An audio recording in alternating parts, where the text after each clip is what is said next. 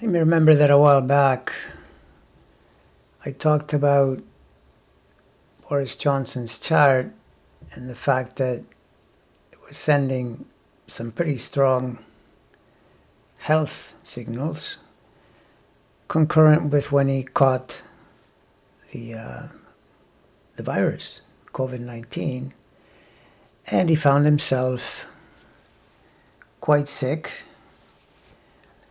to the point that he had to deal with some ICU time and some pretty nasty recovery.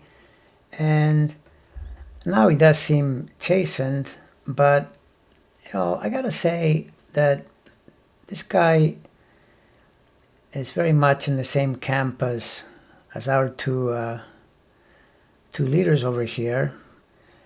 You may have come across the news that Pence today was at a Mayo Clinic and was the only person not wearing a mask. And aside from being somewhat risky, given the pandemic we find ourselves in, it's a pretty poor example to be setting if you are asking the population to practice safe distancing and wear masks and so forth. And of course, we all know what Trump's position on it is. He's been up on the podium saying, oh yeah, people should wear a mask, but I'm not going to wear a mask. I'm too much of a macho man. These are all, macho men. And the thing is, all of them are dealing with pretty challenging health aspects. Trump probably the worst, with all these quincunxes and all these squares and just this total mess that he's dealing with, which is just too much dynamic energy. And the key here is you center this stellium of planets in the health house, and you've got a potential problem.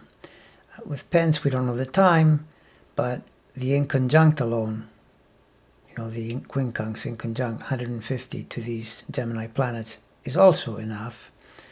And who knows, depending on the time of birth, the Neptune may be involved, or even the Uranus, or perhaps all three.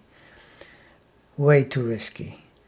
Now, Boris seems to have beaten it, and now he's dealing with it on the level of the problem the UK is experiencing, and from what I hear, he's not doing very well, which is what tends to happen when leaders have these health aspects and they're not getting the health problem themselves. Then it manifests through the problem they're dealing with in the country they lead. And I don't think this is going to go away for Boris, because these aspects continue. They continue right into the summer and beyond.